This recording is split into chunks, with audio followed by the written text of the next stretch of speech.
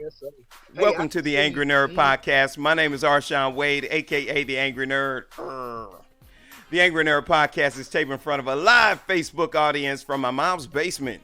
The Angry Nerd Podcast is brought to you in part by some bad life choices and a few shattered dreams. The Angry Nerd Podcast is made possible by money that I get from my wife from my SSI check, some chick named Joni, and also proceeds from listeners like you.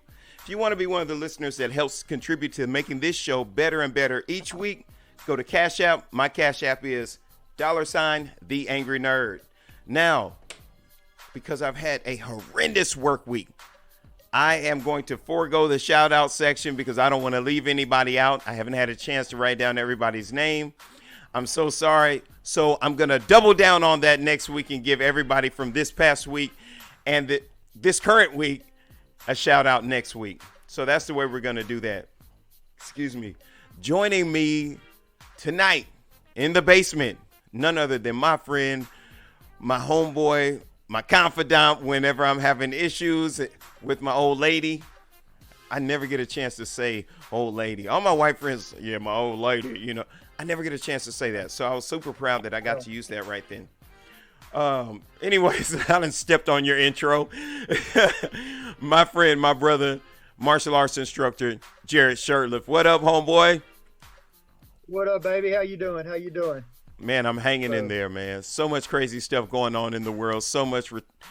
I almost used the R word. Not in a bad way, but I mean just crazy, ridiculous, crazy stuff. But I am leery that that hurts some people's feelings, and I don't want to do that. Not tonight, anyways. Right. So I shot you over a couple of things that are in the news. Like, for one, people who have been listening to me for a little while now know that I will never miss an opportunity to bring up Tekashi 6ix9ine. I am amazed at. I'm sorry, what'd you say? We need to talk about him. No, Okay. he's like a living train wreck. You know, it's like I will slow down. Like, if my life is the course of traffic, I will be that dude who slows down when some Tekashi 6ix9ine stuff happens, and I'm gonna rubberneck. But anyways, this time now I saw one Instagram live where he went to Chicago, allegedly. And now this time he went to LA. And I'm like, this guy's got to have a death wish. Because you got to remember that when you talk about gang culture is very, very different than normal society. You know, and it's one thing to flout society, but when you talk about these subsects of society, like gangs and things like that, especially in these types of cities like LA and Chicago, it's very serious. It's probably right next to religion and politics. It's that serious, man. So I don't know what he thinks he's going to accomplish by doing things like that, other than winding himself up in an early grave and ending up on a t-shirt. What do you think about that? Man, I think this dude, I'm like you. In one hand, I'm like, he's playing with fire. But on the other hand, we're talking about him. You know, we're both 30-year-old dudes. I'm almost 40, and we're sitting here. I know who he is. You know what I'm saying? Yeah. You know who he is. And it's just because of these outlandish things that we see him doing. You know, I don't like the guy. You're right. He's a train wreck. I mean, and I'm like, is he going to get killed? Because I saw the one, I didn't see the newest video, I guess, in Los Angeles. I saw the one in Chicago, you know, and he is straight trolling everybody. Right. You know, he is straight laughing. Oh, they ain't going to do nothing. Here's these hitters behind this. They're going to get, you know, they're going to get me. You know, he even went as far as naming his album Tattletales, you know? Wow. Like, that's what he did. Like, so the album dropping on Friday is called Tattletales. Wow. You know, like, he's just putting that out there. You know, he's like, yeah, I snitch. What's up? You know, I don't care. Yeah, I think that's horrible. And I say that because this young man is at great risk of losing his life. And speaking of loss 100%. Of life, we lost the good brother Chadwick Boseman this past week. For those that aren't familiar with his given name, that's T'Challa, King T'Challa, the Black Panther. Wakanda forever. Right. And that is so unfortunate. That's so unfortunate that we lost it at 43. And you think about 43 and it's like, that's right around the corner. I know there are some people who are like 43, like people who are 19, 20 years old. They're like, oh, that's old. It's not. It's very young. It's very young to not be here anymore. And it hit me hard because my dad died of colon cancer. So I know how horrible it is. I know about the weight loss, the dramatic weight loss and everything like that. And to my understanding, it's so aggressive that if they don't catch it early enough, it is a death sentence. Right. So, shout out to him. Shout out to his body of work and his family, condolences all over. Yeah, I mean, and look at what he did in these last 4 years that he was battling this cancer and everything. Of course, he's got all the, the Marvel movies and some of the other independent stuff. And I mean, he continued to work his butt off while going through chemo, while doing all of this, while being in pain. And I remember some of the memes that were coming back out, just earlier this year, with him looking a little skinny, and everybody's like, oh, he's going vegan like you, and so he's too skinny, and everything like that, and calling him Crack Panther, Wow. And now it's just like, oh, we maybe shouldn't have made it sucks because he was, he was going through cancer. Like it wasn't his diet, it wasn't because he wouldn't eat red meat. Right. Well, speaking of Black Panther, talk about tragedies. I was reading in the New York Times earlier this week. So apparently the United States is angry with Kenya, a very large country in Africa, because they won't take any more of our plastic waste. Apparently that's one of their get downs. That's one of their hustles, is apparently taking our trash. And their president, no disrespect, emperor, I don't know the exact term that I'm supposed to use for him, but I think it's the equivalent of our president. Prime minister, I think is what they call them over there. But he put a limit on how much they were going to take. And they're like, we're not taking anymore. And one thing I know about the United States, as a superpower, they control and influence a lot of the world. And if American history has taught me anything, it's that this country has a great propensity to pettiness. And what they will do, they will use economics to put a chokehold on someone to get what they want. Right. Yeah, 100%. But here's the deal, and what most people don't realize is that it is just not Africa. I mean, we send our trash to a lot of places. Especially for recycling. Like there's so many places like China and India and stuff are starting to reject our trash and our recycling goods. They're not getting recycled. They are going straight to burn piles. So just not one country that's doing it, it's multiple countries.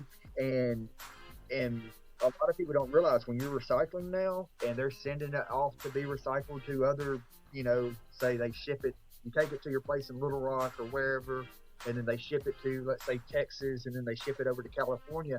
They're just burning it once it gets over to California, your recyclables, because no one's wanting to take them.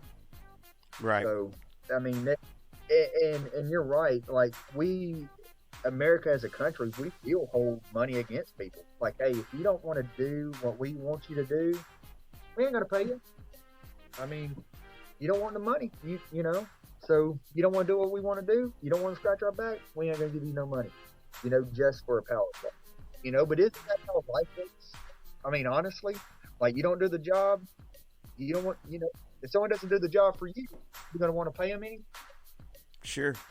I mean, and so that's the deal with that, Now, me. I get that aspect of it, but here's the thing that bothers me. okay, we made an agreement. Right. Here's what it is. I'm honoring that agreement. Right. And you're trying to renege on that and Now that's true. And change it. You're trying to change it to something else. Now, I would have a problem with that.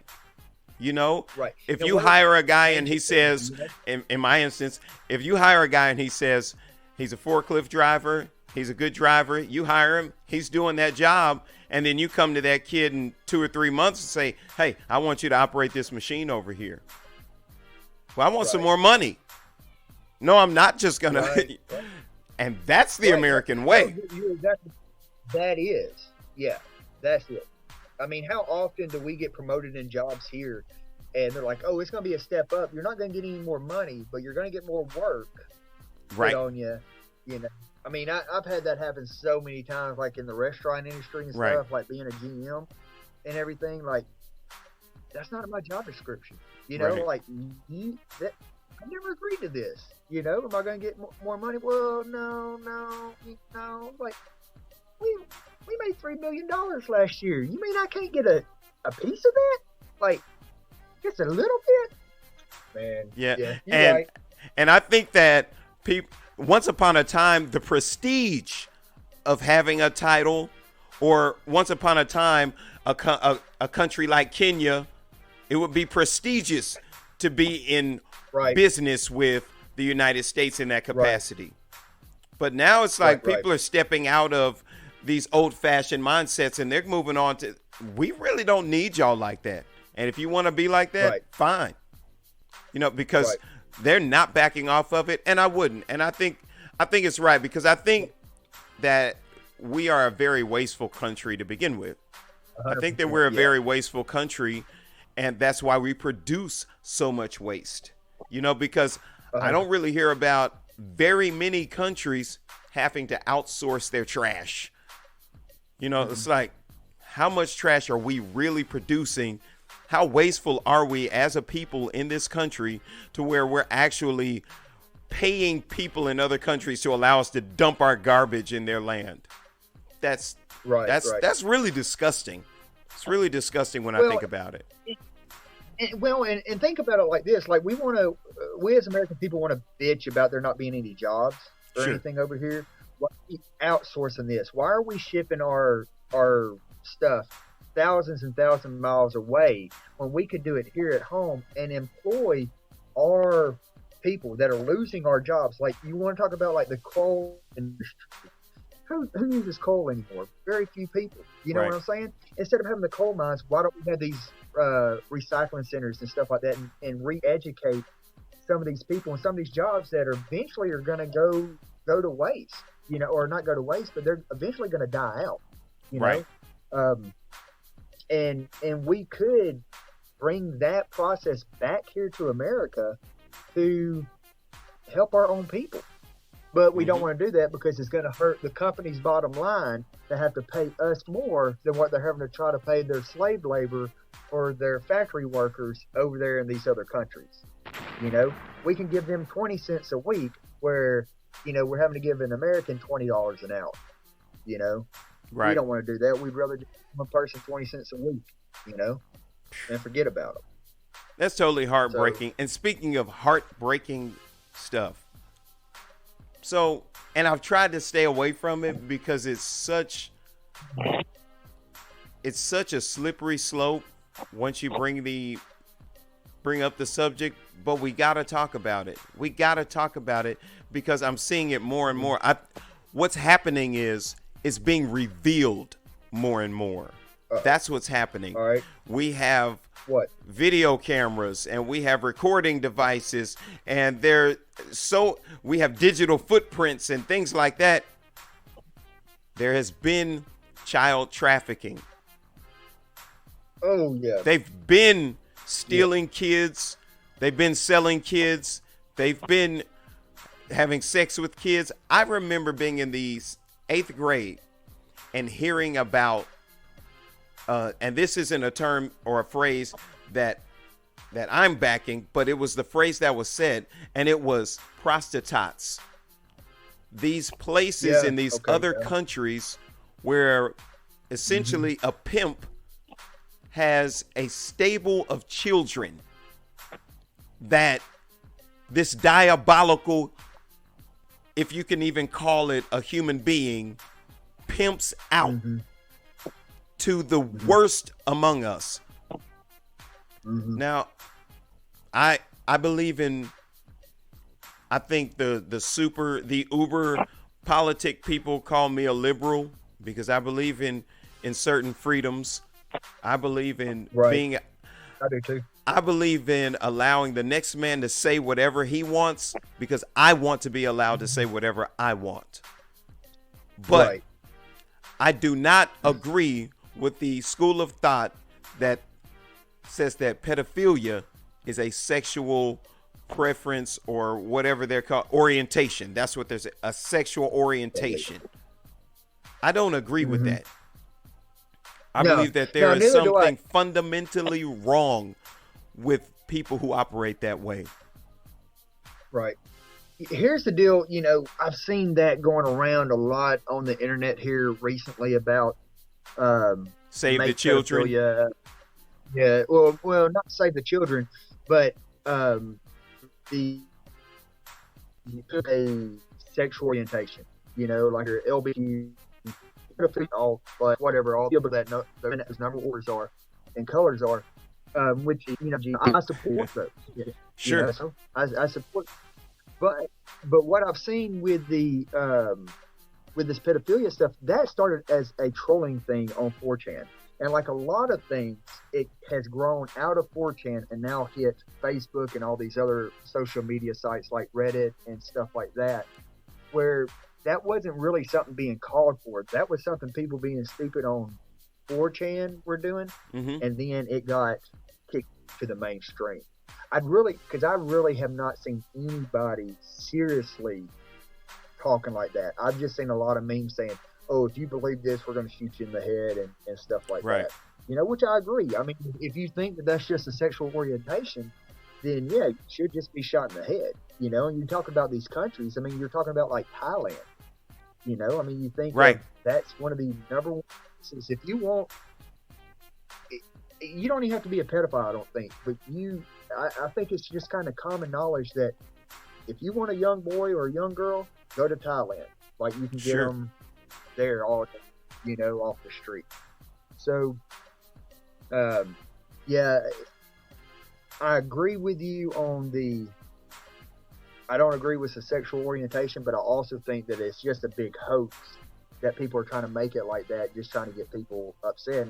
And it wouldn't surprise me if people on the real right wing were trying to say that. And I'm talking about like the extreme, like your white supremacists, you know, those type of people, the people that are really wanting to overthrow the government and stuff right now. I could see them saying, well, look, you don't want to go on the liberal side and everything right now because they want you to be okay with pedophilia. You know what I'm saying? Like, because you see that's what's with all this like Pizzagate and A9 or what's it called? ACON, ACUN or whatever going on right now, where all the right wing people are saying like all the Democrats are pedophilia. You know, I would almost think that some of those people that are saying those rumors are also doing this pedophilia thing. Oh, well, you know, the power elite is always going to grasp at any straw that they can use as a rallying cry. You know, because as quiet as it's kept, so many people don't want to say like that the NFL, the NBA, they're all bullcrap. They're all bullcrap. Well, I'll tell you why. Right. Because Colin Kaepernick got fired for kneeling for injustice. Now BLM is a fashion statement. Now they got it on the jerseys. Now it's trendy because that is marketable. Who's making the money off of those jerseys? Right. Everywhere I look now, I see dollar signs. And they want it. So I feel like personally, this is what I think. I don't know. I think that the BLM, that movement has damn near gotten hijacked. Once it goes to mainstream, once Fox is talking about it in that light, like now it's right. Jerry Jones is coming out saying, you know what, we looked at this all the wrong way. We were wrong back then. But Jerry Jones was the guy who said, if a cowboy kneels, he's off the team. Right. So now all of a sudden we're dancing to the beat of a different drum. They're just riding the wave. They're riding the wave, and they're making buku bank off of it, because all I got to do to sell more jerseys is put BLM on it. Mm-hmm. But also think of it like this. How many players on the Cowboys are black? Or on the 95% of the team. Right. So you have these owners that are backtracking like Jerry Jones, because like, oh, if I say this, I might not have any players. You know, my star running back or quarterback or tight end or whatever, you know, I don't keep up with Cowboys football, so I don't know any of their names. Right. They're going to anyway. And, but you'd have them leave. You know, you'd have them walk the team or not want to play as good. So he's got billions of dollars invested in that team. He better start trying to make those players happy. See, you know? and here's something. Dylan Brackley, he's in the chat right now. Shout out to my boy Dylan Brackley. Shout out to the whole Savage Hippie movement. But Dylan said, "What up, baby? Capitalism again," and we're of like minds there, because I have some anarchist ideas, and it always comes back to capitalism for me. Emma Goldman, Right. if you ever, they have a collection of her essays and poems and stuff like that on Audible. And one of the things that she said that was very noteworthy is that we have the criminals that we created. Criminality is a byproduct of capitalism. It just simply is. Even the penal institution is a capitalist construct. They got private prisons. You can buy stock in prisons. Right. So, yeah. I'm sorry. Go ahead. Go ahead. No, go ahead. No. So, for me, I know people who've listened to me for a while. It's like that. There's always that march, like capitalism, down with the capitalists, you know. But it all comes back to that. It always comes back to capitalism. Even when you and watch this, we can tie pedophilia right into that, because who is guilty of most of this stuff? Why can we not catch these sex traffickers? Because they have friends in high places. Because they 100%. have a product that they are selling to the elite of this country. Yep. That's why we can't catch these people. You can catch drug smugglers who got $38 worth of cocaine stuffed up their anus, but you mean to tell me that you can't find a tanker full of kids? Bullcrap. Right. No, man. It's because, for one, they want to go up the anus, okay, to try to find that cocaine.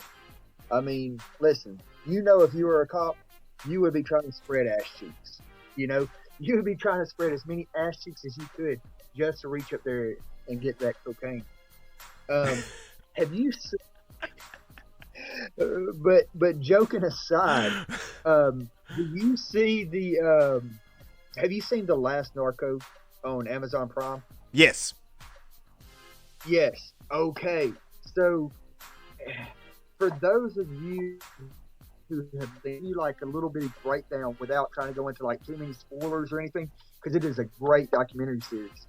But it's about the cartels fighting the drug cartels and the CIA back in the 80s, and how essentially they were funding something going on in South America with cocaine drug money. Right. You know, to the point where the CIA actually had a hand in killing and torturing, I think he was a DEA agent, you know, named Kiki.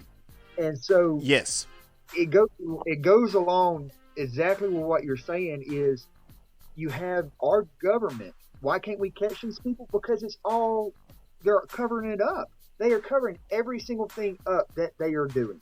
The same way that they covered up that murder of Kiki, for so many years. Um, and and oh shit, I just lost my train Now, of thought. you want to know Sorry. what's dirty? Here's what's dirty. See, that was Nicaragua. Sorry, my lips got in the way. Right.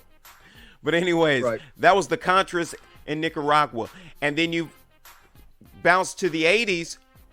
Freeway Ricky Ross was the Right. guy who they say created cocaine or whatever. He's responsible for the cocaine trade and the crack epidemic. So Right. his supplier turned state's evidence and gave him up. Wait, how does the supplier get to turn in distro? You guys are supposed to be catching the big fish. Well, the big fish turned states. Right. And essentially, the crack epidemic that they blame him for funded the war in Nicaragua and funded the Contras. Right. Yes. Yeah. 100%. Well, and even with the crack epidemic, it was the CIA that brought it into the black communities as a social project. And I cannot remember what the name of that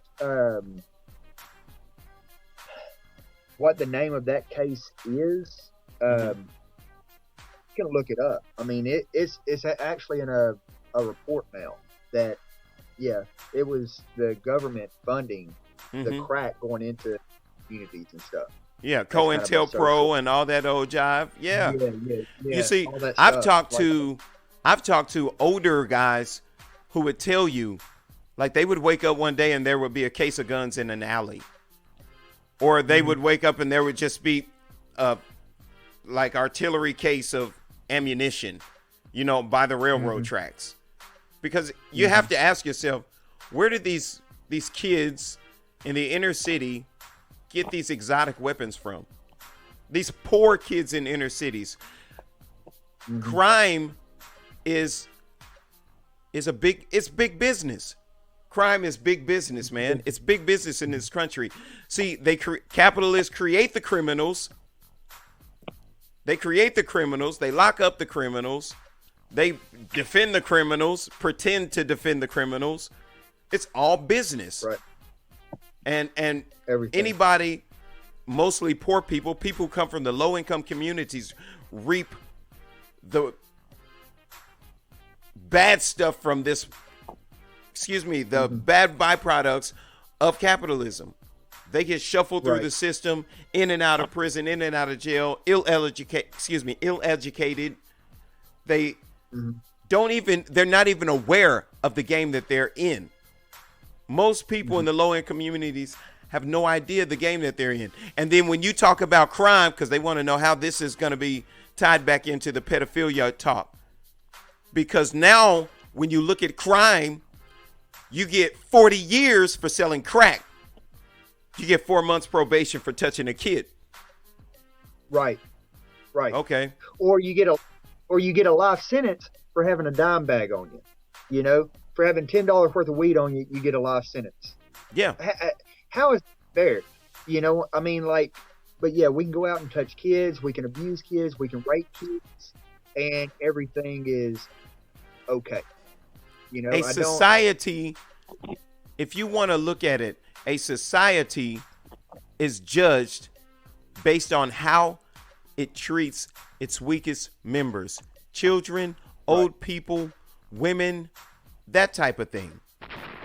Right. That's how you recognize that you're living in a pro-social, positive society.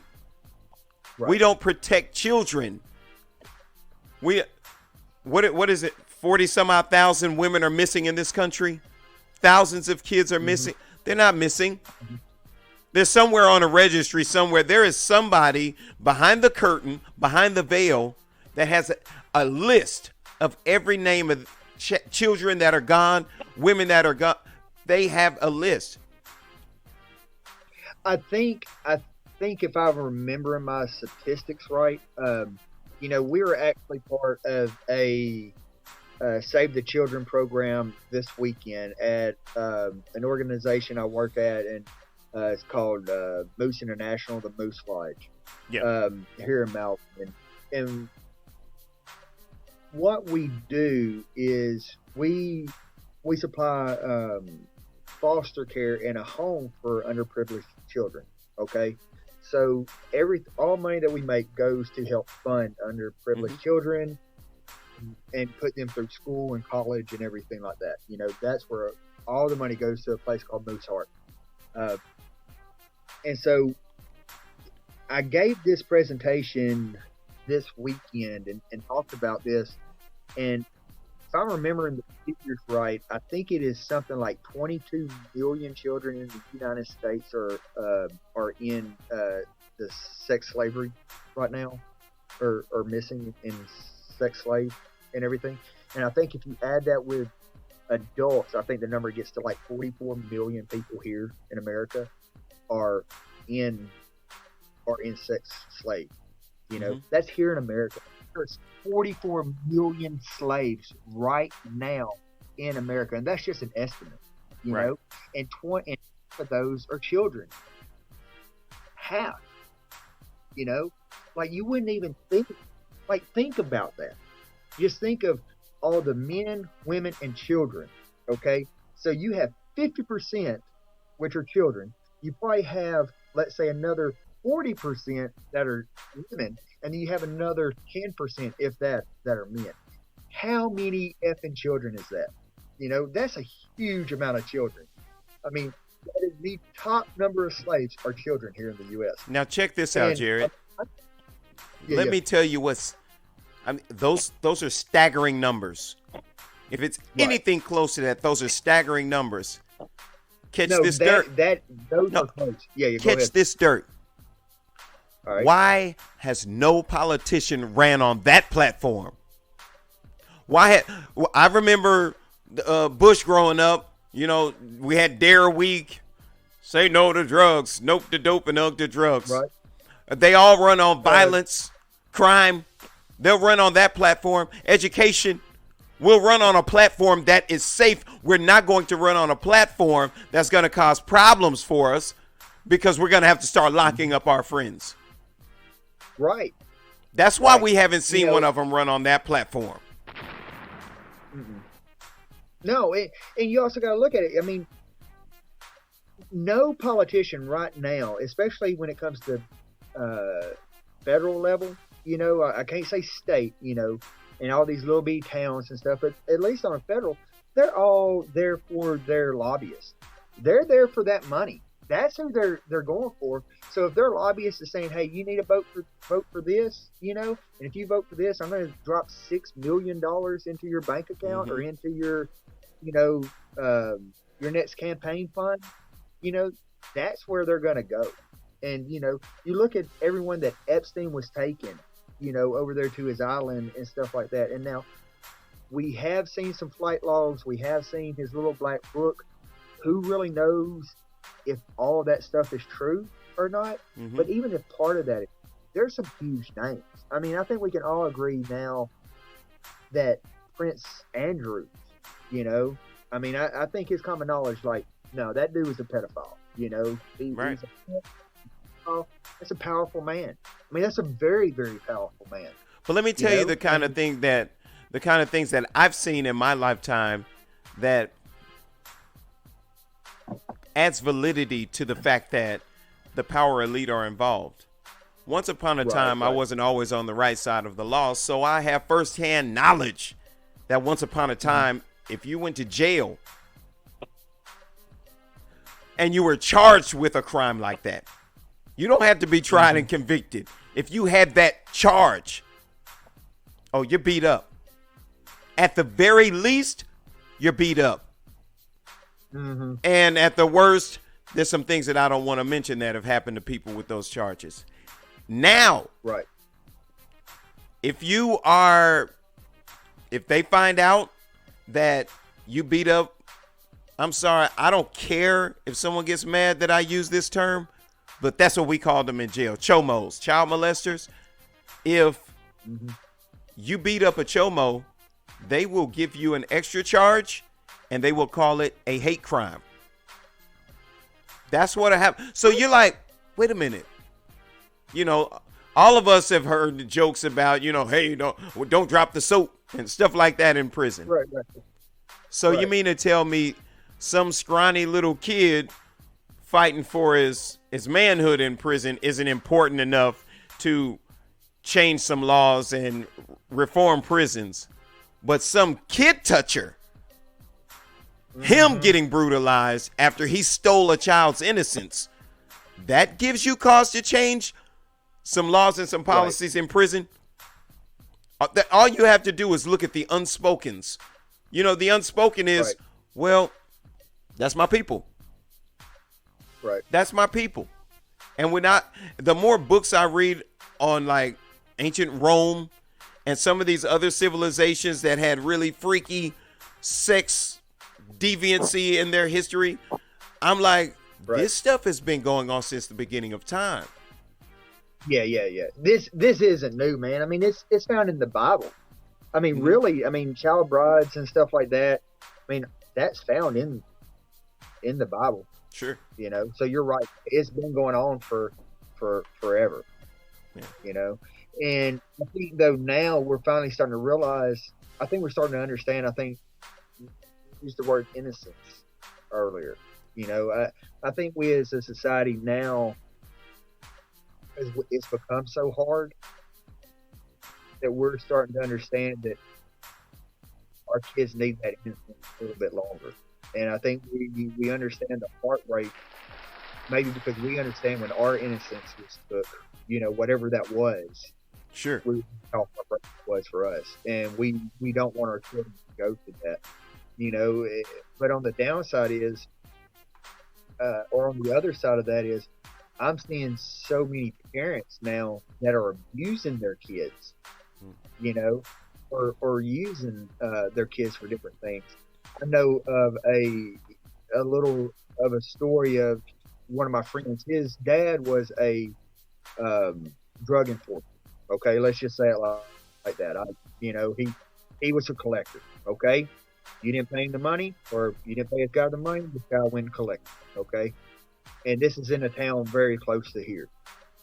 One day he went to this house to go get money, and my friend, he went with him, about 11 years old at the time, sitting down on the floor playing with this girl that's about 11 years old. You know, they're the same age. And he told me, the dad was like, hey, you need to give me the money now. And he just remembers looking up from playing toys with his, you know, playing with the cars or whatnot, and looks up over at his dad and this guy. And the guy's like, hey, I don't have the money, but I have my daughter right there. You can take her to the back bedroom and do whatever you want to do to her, because she's not going to say anything. And that can be your payment. You know, pimping out your fucking daughter for drugs. You know? Wow. Who does that? Right here in Melbourne, this year, a few weeks ago, we had a guy who he was raping his daughter and was videotaping it, and we're assuming selling the videotape and the pictures and stuff. He sold his camcorder for money, for drugs, right? Wow. The guy that bought it, the idiot that was using it to rape his daughter and videotape him, he didn't delete the pictures off the SD drive. The guy found it. I think it was 116 counts of child pornography and rape with his daughter, with their little son, like 8-year-old son, in the background. You know what I'm saying? While some of this shit was going on. You know, like there's some sick people out there, and again, we want to look at all these other little charges that are going on with drugs and stuff like that. Like, how is this guy allowed to do this for so long and no one say anything, or no one knows? You know? Especially when this dude has been in and out of jail already. You know, like how does this never come up before? You know, it had to happen. I want to kind of get the juices moving in a brighter direction, but on this same topic. Oh. So once upon a time, I was in jail. And there is a personal friend of mine who's in the chat right now who will remain nameless. But anyways, we went on a caper. And we got caught in another state. So I had the idea, because they're going to split us up, and I said, we got to keep our story together. So when they Right. When they expedited us back to the state that the alleged crime was committed in, I said, hey, man, listen, you got to tell them that you got a snitch jacket on you. That way they'll put us in PC. We'll both wind up in PC and we can get our story together then. And he's like, oh, man, you just going to get me to say I got a snitch jacket so you can trick me to go to PC because I'm dumb like that. But I'm like, no, dude, you got to do it. I'm going to do it. We're going to both say we're snitches. They got to put us in PC. They got to protect us.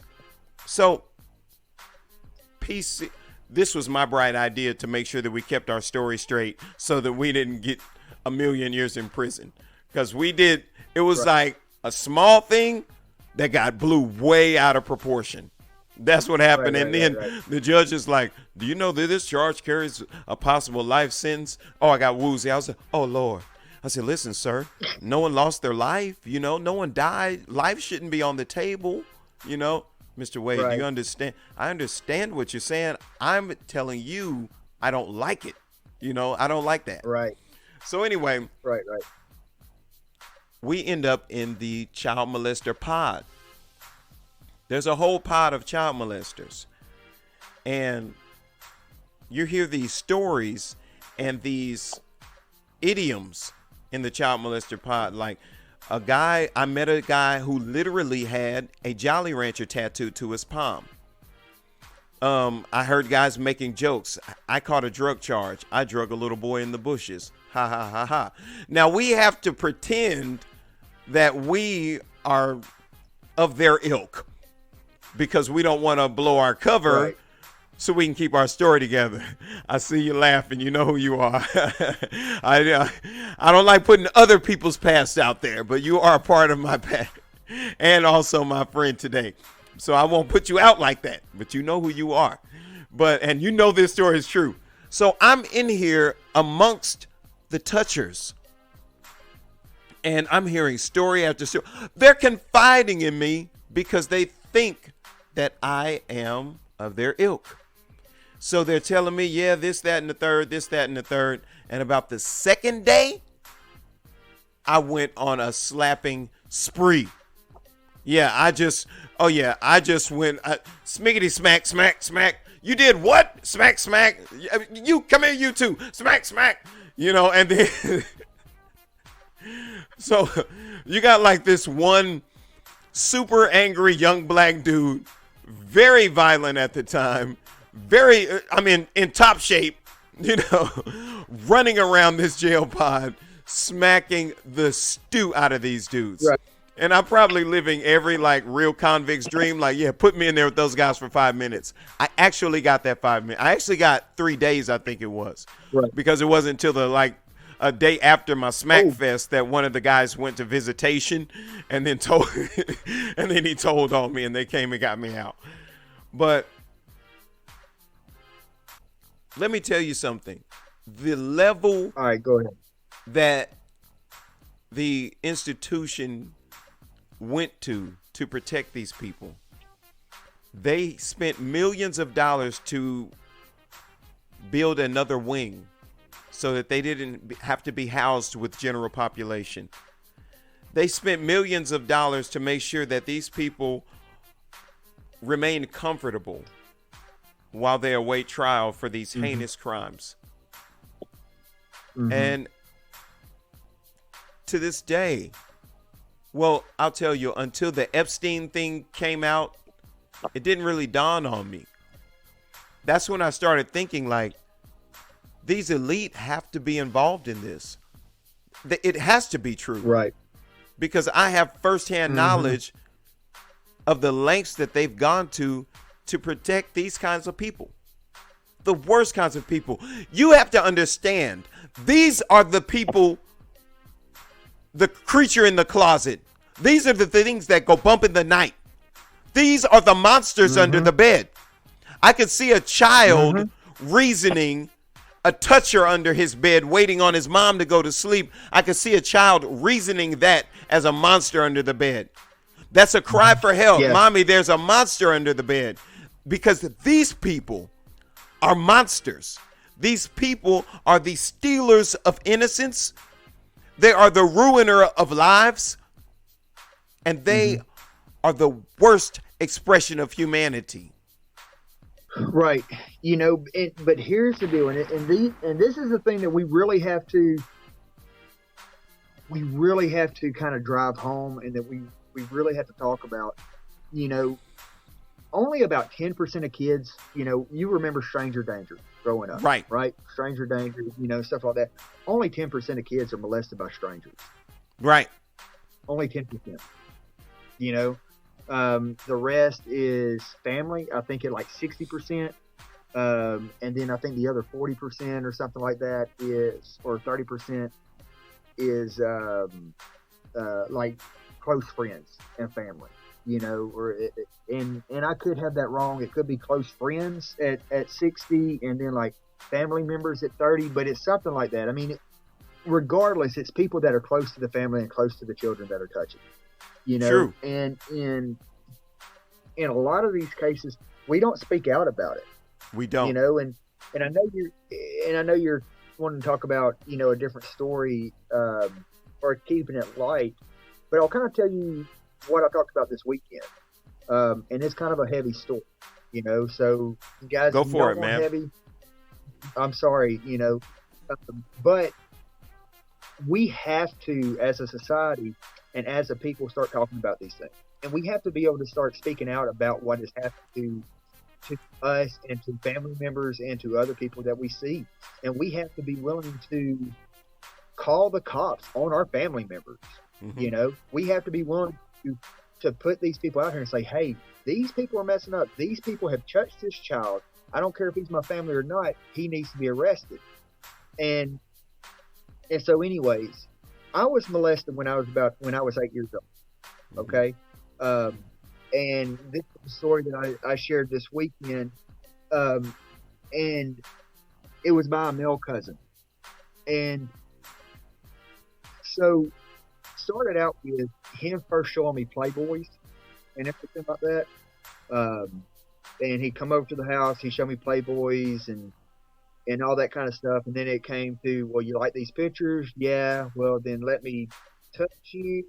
You want to touch me? And I had no idea what was going on.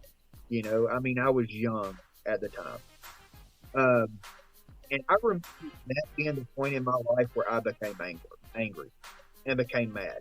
And I did not like my family anymore, because my parents didn't want to listen to me about it. They didn't care, about it.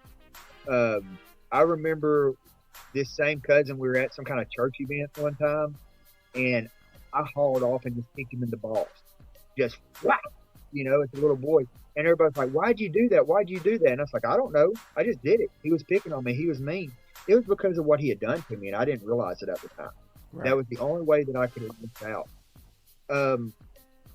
And it's also, I think, another one of the reasons, because I ended up finding out that the same cousin that had molested me his dad had raped my mom. Wow. And so this was and I didn't find that out until after my mom passed away, and I got a hold of her diary that she had wrote, and she was an alcoholic. So, going through the program, you have to write down your experiences and write down your hurts and write down your feelings and stuff. And so I was reading through this diary that she had wrote, and it comes and it talks about that. And it talks about my two uncles that had raped, or cousins that had raped her. And this cousin that had, a father of this cousin that had molested me. And I was like, this is generational, Right. And it's been going on and no one has said anything, And I think with me, it has gotten to the point where I want to put a stop to this in my family. And I think the only way for me to say that and for me to do that is to speak out against it and say, hey, listen, you don't have to sit and suffer in silence anymore. There's a lot of us out there, yep, that are just like you, that have been through this, that have been emotionally scarred, emotionally hurt, and have gone through, have demons. This. I came out on the side of, I'm not a drug addict or an alcoholic or any of that stuff, where a lot of people tend to go, but mine was anger. And I'm just glad that when I was so angry, I ended up killing somebody. You know what I'm Yeah. saying? Yep. Having to work for that. I totally And, identify with you know, that. I mean, because, God, I mean, I lost my innocence. I mean, we go back to that, Totally. and I lost my innocence, and it was before I was ready to, Right. because I was a sweet, sensitive kid. I remember used to being shy, and if there was somebody that was picking on me, I would just cry. Right. And I went from a kid like that to, man, fuck you, Right. and um, and I think that's the reason. I know that's the reason why now I make my family. Blood means nothing to me. Like, I don't care Mm-hmm. about blood. You can be related to me. I I can have nothing to do with it. It doesn't matter. But you who I know, who will do anything for me, who's going to Yep. help protect my kids, going to help protect me no matter what. You Right. know, I can call you, or I can call some of my other friends and say, hey, will you do this for me? Will you go and take care of something? Take care of my kid because of this? I'm going to be out of town. You guys are going to do it. And so you guys are my family. It's not blood. And I Right. think that most people need to get out of that mindset that we have to protect our family. Listen, if your family's hurting you, they're not a family. You know what I'm saying? If they're not protected, Totally. it's not a family. What are you protecting anyway? You're protecting someone that's hurting you, that's hurting your kids, that's hurting your other members. Like, that's not what family does at all. Right. So I don't know. I mean, that I agree with you completely and totally, man. And I'm glad that you said that, because which of course that's a whole nother show, because we talked about men's mental health, and it right, is scary how many men have been victims of sexual misconduct and you are so right. It's always someone close to you. I remember when I was growing up, I had been molested on 3 different occasions by 3 different people. And I remember thinking one time, how do they always find me? How do these types of people always find me? It's because they are predators. They know who to go. right, They know the quiet little compliant, nice kid. They always know who to target. You ever notice it's right. never the kid who's like, you're crazy, blah, blah, blah, blah. It's never that kid. It's always the shy, quiet. They target those types. And personally, we've talked. I encourage my kids to say curse words. I encourage my kids to, if they tell a grandparent or an uncle or tell somebody no, or, growing up, you didn't talk like that to grown folks. I tell them, if you don't want someone touching you, I don't care who it is. This Jesus Christ. You Right. tell them, hey, man, get your GD hands off me. And I Right. stand on that.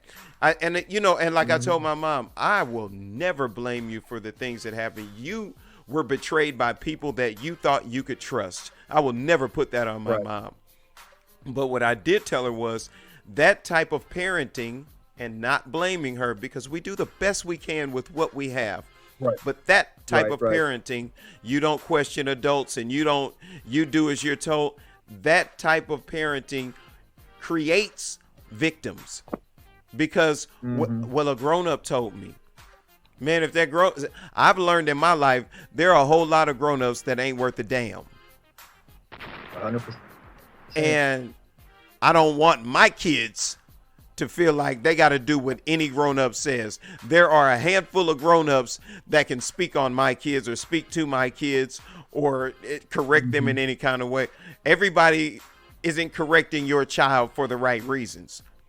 And there are Right. very No, few they're not. people who have proven to me that they are people of morality and that they are people who are going to love and care for my children. And most of those people Right. have pictures with my kids. And I agree with Right. you. Blood don't mean family. There's some people with the same blood No. as me It does. that, hey, I don't want anything bad to happen to them, but I ain't got anything for you, homie. And then there are people who, like yourself, look nothing like me, who I would give the shirt off my back. Speaking of shirts on my back, I Right. want y'all to check out the new Hustlenomics joint right here. Oh, don't quit. You see the quit, and it's the circle and the slash on there. hit me up on the inbox, $ The Angry Nerd. Inbox me your size and I'll jump it off for you. This is the new Hustlenomics t-shirt for everybody listening on Podbean, Spotify, and YouTube. I want you to know that it is quit, the word quit, with a circle and a slash. Don't quit. This is a message to all entrepreneurs. This is a message to anybody who's getting a new lease on life. If you are in recovery from drugs and alcohol or criminal behavior, whatever it may be, whatever, when the tough gets going, when the going gets tough, the tough get going. Don't quit. Don't give up. Don't stop. That's what Hustlenomics is all about. Sorry, I had to put that commercial in there. Go ahead, brother. No, go ahead. No. I mean, good job. My wife just came in here, threw me all off during your sales pitch. So, you know how crazy she is. Yeah, totally. So, but man, Jarod, I want to say this, man, before we get out of here. I just want to say I thank you and I appreciate you for getting on here and giving credence to my show with your whiteness means the world to me, man. Like, I hate a white dude that wastes his whiteness, and I really appreciate the fact that you shared some of your vanilla with me and with my listeners. You know, listen, it's all right. You give me credit in the hood. You know what I mean? Like, I don't know. Like, I'm not real. Here's my black friend. You know, right? Like, I'm not real racist. You know, like, so. Like yeah, no, like the guy on Django. He's like, "Hey, Blueberry, didn't I give you my last apple?" Right. You know, but this is the deal. You know, thank you for allowing me to come on and kind of talk about my story and what's been going on and what I've been working on. You know, and I wasn't going to make it a sob story. You know, that was the reason why I kind of said it as a matter of fact and kind of as plainly as I could, because yeah, even though it hurts, I'm a survivor of that, and I'm not going to allow what happened to me in the past dictate my life now. You know, I struggled with that growing up. You know, I struggled with it as an adult, coming to rationalize some of these things. But what I came to realize, I can either allow what happened to me, hold me back, and always control me, or I can say, hey, I can be the person that steps out there and says, hey, it happened to me. You're not alone. And maybe help encouraging people, you know, like yourself. You said that you were molested, and other people who maybe are listening to this podcast now be like, yeah, I was molested too. And I want you guys to realize this, you're not alone. We're not alone. It's happened to us. We can talk about it. But nothing is ever going to be done if we don't get out and we don't say anything. If we don't stand up and say, hey, this is what's going on within our families. Hey, this is what's going on with our society. This is what's going on within our churches. Nothing is ever going to get done. If you are silent, you are compliant. You know? And so you gotta let your voices be heard. Man, I want to thank my guest, my friend, Jarod Shurtleff, for coming out here tonight, man, and getting on here and talking about a very heavy topic, man. And I appreciate him being as candid as he has been, because I will tell you this: we belong to one demographic that is so difficult to get to come forward about things like this. So hopefully we done something positive. Hopefully we sparked a light. Hopefully we encouraged somebody. We've empowered somebody, freed somebody. Right. Because that's the intention. Anybody who is put off, if you're somebody who's a pedophile, and you're put off by this, you know, my bad. You know, who gives a fuck? I stand on what I said. There are too many people that backpedal about something that they say, and I'm going to stand on that. You are the thing that goes bump in the night.